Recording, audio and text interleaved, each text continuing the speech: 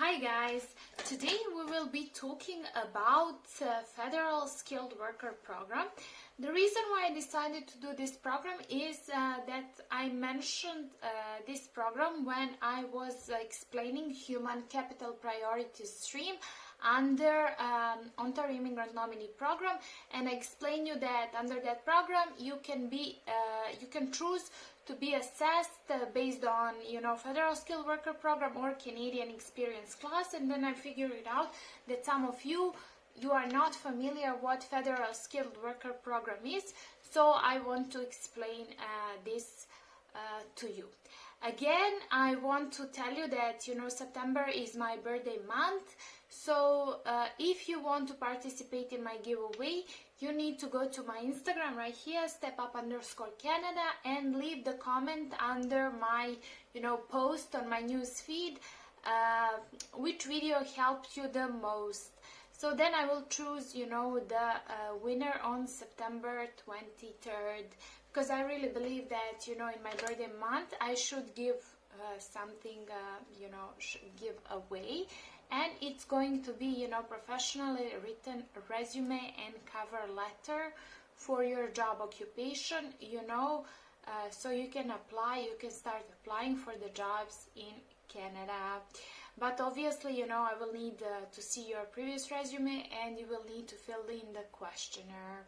As you know, my services include resume and cover letter writing, also recommendation letter fixing, so it is applicable also when you want to submit it as a proof to Canadian government that you worked under that NOC, and job search services, which I can find you I don't want to say I can find you a job, but I can find you an opportunity and bring you to the interview and prepare you for that interview so you can pass it.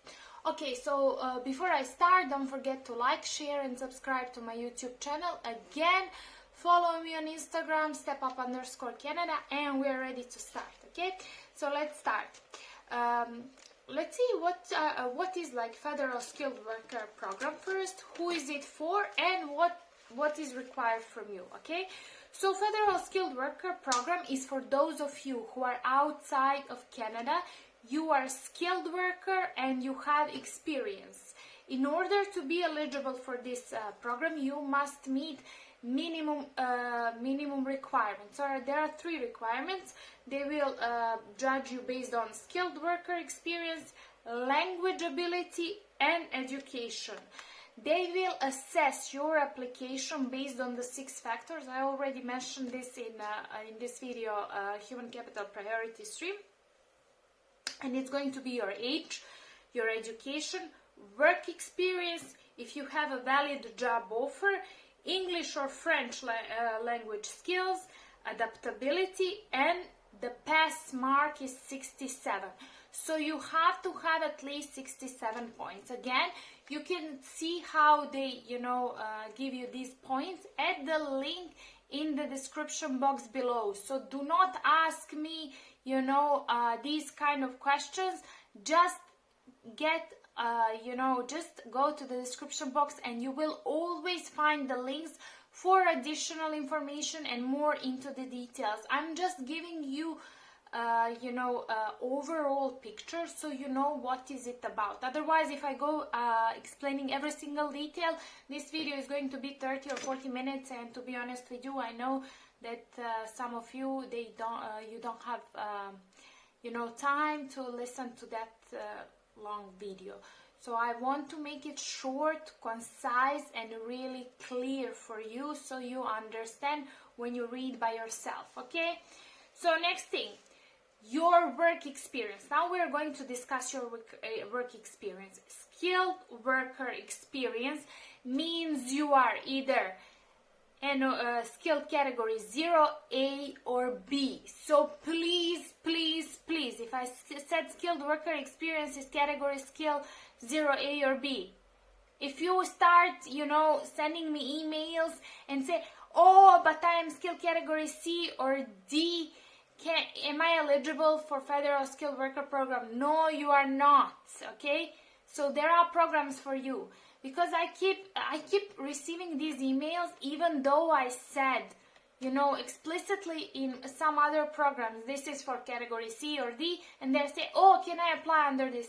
You know, that means you didn't watch the video. So if you do not want to watch the video, then at least read. The reason why I started this YouTube channel is because I've noticed my clients are not reading the long emails I'm sending them. So I figure it out, maybe it will be easier for them if they at least watch me, you know, while I'm explaining, you know, these things. But apparently to some of you, that's not enough at all. And also I have to mention, I'm not looking for the jobs for farmers, for laborers, for cleaners. Those are not the people I'm looking for the job.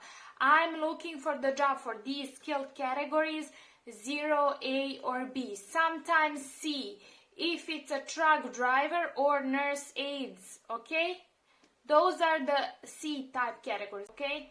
So I will always give you honest feedback.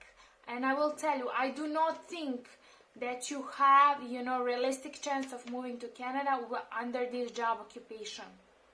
So if I say this to you, please do not argue with me, because I don't want to take your money just like that, right?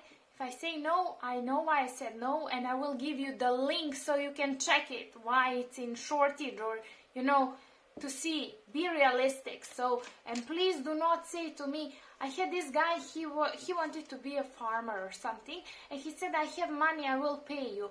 But you cannot pay me because I don't want to, I'm not doing this type of, you know, jobs, occupation, looking for the job. So it's not just about the money, it's about being realistic and giving you the right information. I always give you the link so you can check it by yourself, you know, if you do not trust me. So please, I will remove you or block you, you know, if you start calling me and saying, and I already said no. Okay, so we said that the skilled work experience must be in the category skill 0, A or B, okay? Has to be in the same type of a job, NOC, as the one you use in your application. So if you have a work experience, it has to be the same as the one you will put in your application. It has to be paid work. So volunteer work and unpaid internship are not calculated. They are not taken into the account. And at least 1 year of continuous work, which means 1,560 hours. Continuous means at one shot. If you see, please don't be confused. Continuous at one shot. So you worked for entire year without breaks, without any gaps. But if you read cumulative, in some programs there will be saying cumulative. That means that you can work like, you know, at least 1 year, but in the period over 3 years, okay? So, like, for example, you could work in 2020 for 3 months, then you could work in 2021 for 4 months, and then in 2022 for 5 months. That would be at least 1 year, right? So you have to be careful when you see continuous and cumulative. It's two different things. Okay, so part-time work experience, they explain if you have a part-time work experience, how it is calculated. I won't mention that, but this the other thing I want to mention, because I believe some of you have a student work experience. For example, when I was a student, I worked part-time, 20 hours. I was allowed in the US to work part-time 20 hours. And during the breaks, I was working full-time. But I did this continuously for 3.5 years. I was working on the campus, right? So if you have the similar thing like me, this is accountable if you were paid for that. So let's see what they say for a student work experience. Work experience gained while you were studying may count towards your minimum requirements if the work was paid by wages or commission. So if you get the salary and you have, like, for example, in the US you have this, like, what's the name? Oh, I forgot the name of this tax. There is a tax sheet, and then you can give that. Was continuous, no gaps in employment, and meet all other requirements of the program. So for those of you who want to include, because they are taking experience over the period of 10 years. So for example, I started my studies in 2011, end of August. So for example, today is 2021. If I'm about to apply, this would be, really good thing. This would be really good thing, because if I worked part-time 3.5 years, it's maybe around 2 years of full-time experience, because remember, I was working 3 months full-time during the during the break. So this is how it would be calculated. So I know this is really beneficial for some of you who have a student work experience. So language ability, you need to meet CLB level 7 in writing, reading, listening, and speaking. So CLB 7, this is a table that translates it to IELTS General. The only test they accept, they are not accepting IELTS academic, so IELTS General right here. So this is a good thing for you, because academic is much harder. I did academic, I have never done general, but I can tell you academic is really hard. So if you did academic and you are about to take a general, it's a piece of cake for you, trust me. Okay, so let's go there. Education. So if you went to school in Canada, you must have a certificate, diploma, or degree from a Canadian secondary institution, high school, or post-secondary institution, which is, university. It can be bachelor, master's, or PhD. If you have foreign education, you must have a completed credential, and it has to have an educational and credential assessment, ECA. I already spoke about which organization can evaluate your degree, and check it right here. It's organization called WES. I'm so boring with this, because everyone who writes me an email, I'm like including my video about WES, and I'm like, evaluate your degree by this organization. This is how it is done, because this is going to save you some money, because there are agencies out there, they are just asking I don't know how much money, maybe $100 to do it for you, but you can do it by yourself. It's super easy, so just watch my video, and it's gonna be really everything is self-explanatory. Okay, now I want to talk about proof of funds. So basically, every program in Canada that does not ask you for a job offer, to have a job offer, they will ask you for a proof of funds. And I didn't talk in my videos about financial side, but I will record a video about finances, because some people have unrealistic expectations, and you cannot just move in Canada with $1,000 in your pocket. I mean, you can, but it's like, I wouldn't recommend, right? So we will be discussing about, when you are moving to some country, how much is needed and everything. But here, proof of funds, if it's only a single person, they will ask you for 13,213 Canadian dollars. In US dollars, that's 10,419 USD dollars. For those of you who are operating in USD dollars, because I know some of you are more comfortable with USD dollars, and then, you first put in your head USD dollars, and then you translate into the Canadian dollars. So again, for one person, single person moving to Canada under Federal Skilled Worker Program is $13,213 Canadian. And you can, so proof of funds, you are showing this unless you have a valid job offer, or you are currently legally working in Canada. So let's say I have some of you among my clients, you're already in Canada, temporary foreign worker, and you are applying for a Federal Skilled Worker Program. You do not need to show proof of funds. You just have to show that you're currently legally working in Canada.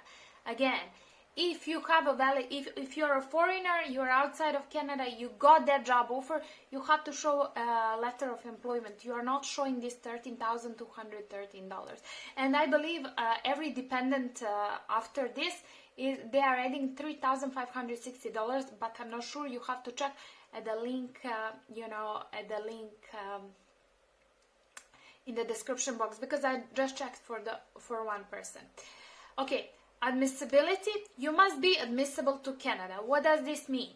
This means that you are not on their blacklist. I say blacklist because you don't want to have a criminal offense, some medical illnesses. There is a whole list here on this link that I will provide in the description box below. So please check it. You know what means inadmissible. Because if you have some of these things, please do not apply because you are wasting your money and time. Okay? Where you can live in Canada, this is really important because some people do not know.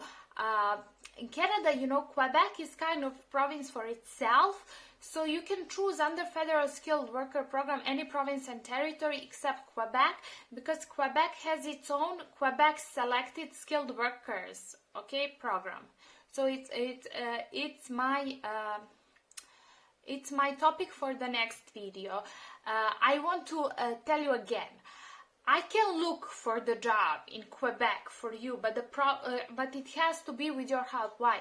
Because my French is not at that level, and we will have to write, French resume in French. So I can write you, in English, and then we can look for the suitable words in French if you are, French native speaker. But I do not write resumes in French. My French is maybe between A1 and A2 because, I haven't used it in a while. I studied it in high school and, I was in France, but it's not that good, and I do not like my pronunciation at all when I'm speaking French. And then later on, when I moved to Miami, I had lots of, opportunities to speak Spanish, so French is kind of evaporated. So yeah, but this is just for clarification. And then, on this link that I will put in the description box below, you can see, you can click get your documents ready, and then they will explain you if you need additional documents. I saw that, like, for those people who have Venezuelan passports, they need, extra some documents. So check it out, okay? So I really hope that I helped you, and that my videos educated you about some programs. So kindly, like, share, and subscribe to my YouTube channel. Follow me on Instagram. My Instagram is stepup_Canada. And thank you so much for all the love and emails you're sending me. Again, I only want to look at the positive and bright things. So please watch the video till end, or if you don't want to watch the video, at least read the link below and then ask the questions, because majority of the things you're asking are either in the video or at the link below in the description box. Thank you so much. Bye.